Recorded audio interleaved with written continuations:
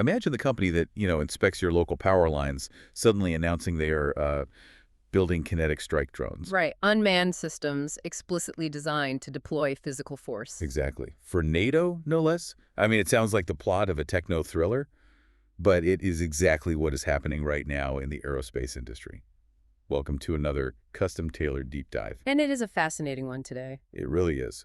Our mission today is to unpack how global geopolitical tension is just forcing this massive foundational shift in aerospace manufacturing. And we're using Volatus Aerospace as our main case study today, right? We are, yeah. We're pulling insights from their Q4 2025 earnings call transcript, which actually took place on April 1st, 2026. And just a quick note for you listening, if you're tracking down the raw source material, this transcript is notably housed under a Fleetcor Technologies ticker report from March 31st. Good catch. So why look at this specific call? Well, it's a phenomenal text to examine because we are watching the real-time transformation of a commercial drone operator into, what their leadership is calling a Canadian industrial champion of defense. A Canadian industrial champion. That's a bold claim. It is, and a pivot of this magnitude, I mean, it isn't just a change in a marketing brochure. It requires a fundamental rewiring of a company's entire financial and strategic DNA. Right. You can't just slap a camo paint job on a drone and say you're defense now. Exactly. You cannot just declare you are a defense contractor. Yeah. You must possess the balance sheet to survive those notorious multi-year procurement cycles. Okay, let's unpack this.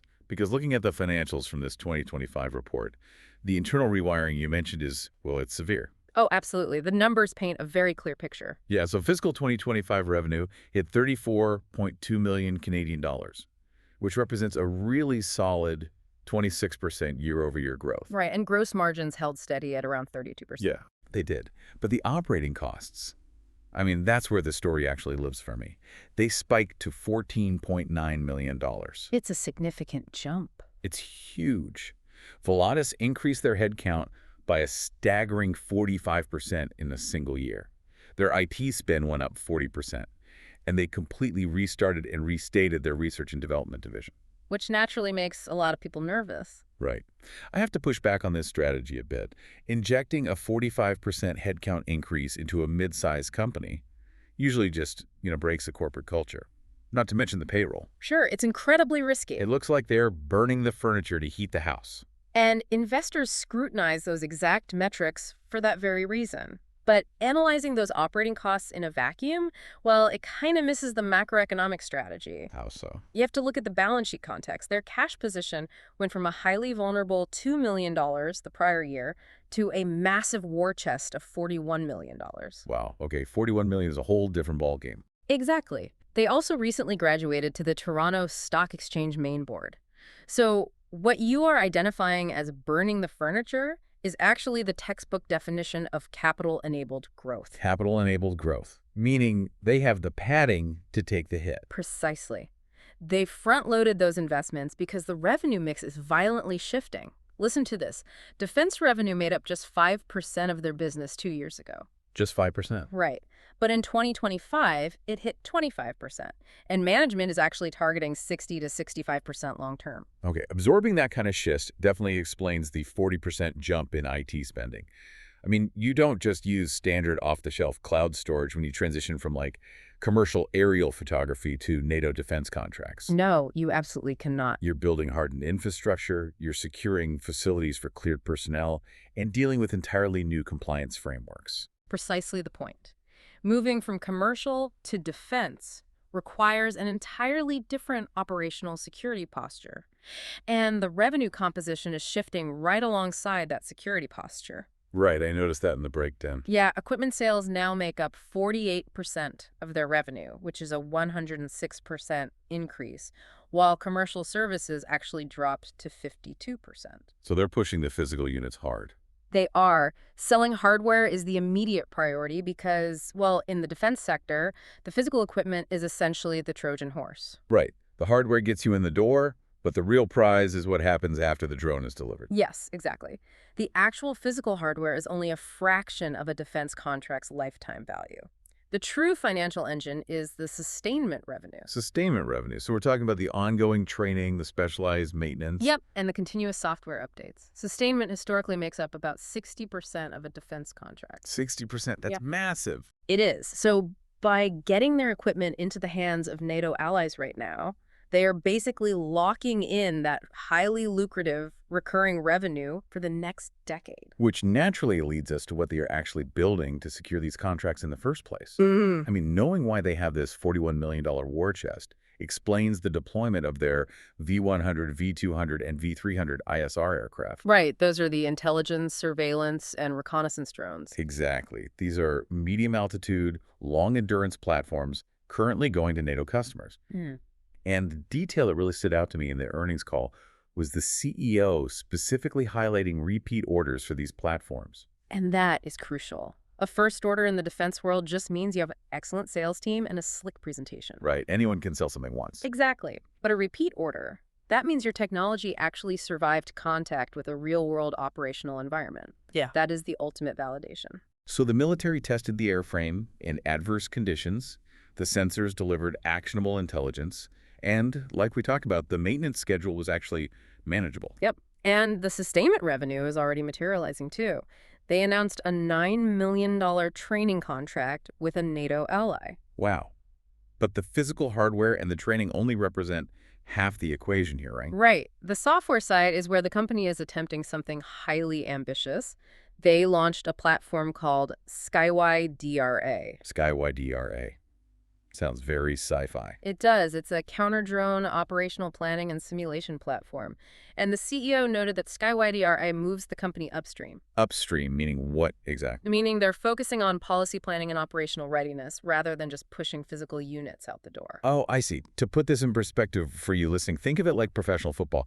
Volatus is basically selling an NFL team the overarching defensive playbook and the advanced simulation software to practice it rather than just, selling them the shoulder pads and helmets. That's a great analogy. And what's fascinating here is the strategic genius of that upstream move.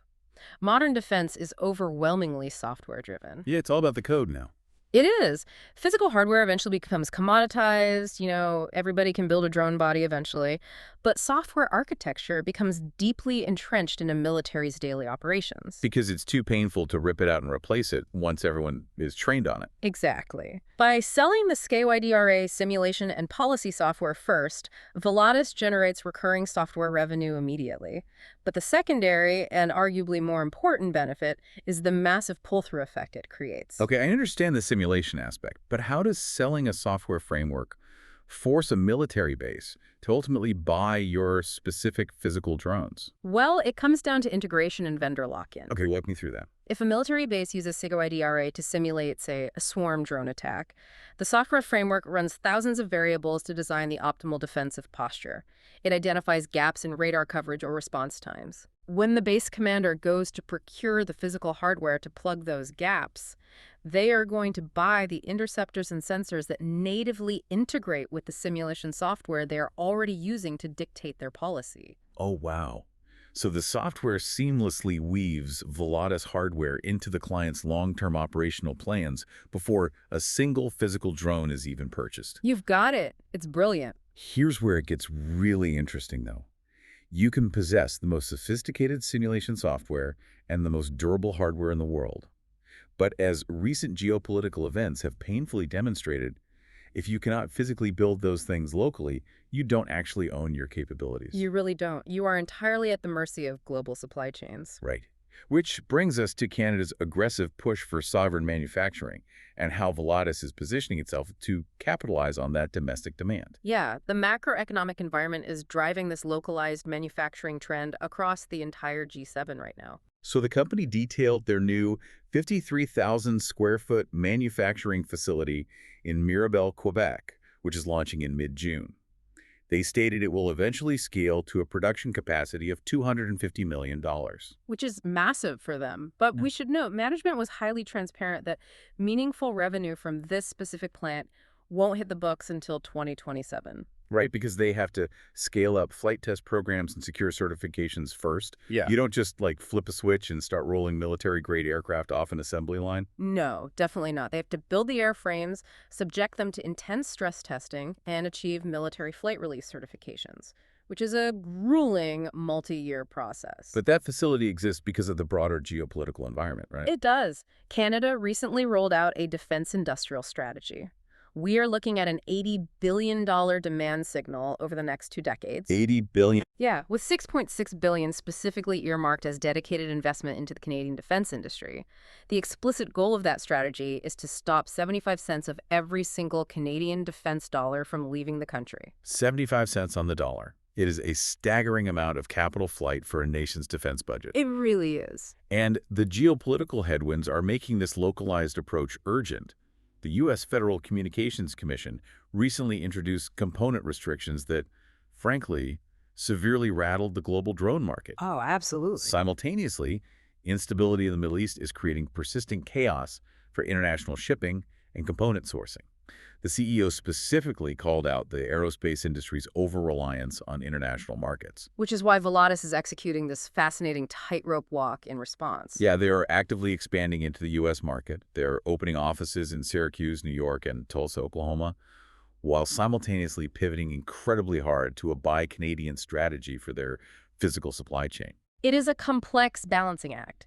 The expansion into Syracuse and Tulsa is necessary to access the sheer volume of U.S. Department of Defense spending. But the localized supply chain is what makes them an attractive partner in the first place. Right, and they announced 2 critical partnerships to build this walled garden in Canada. The first is with Sentinel R&D for composite manufacturing, and notably, a mature kinetic strike platform. Which goes back to our intro. Exactly. And the second partnership is with VoltExplore to build domestic batteries.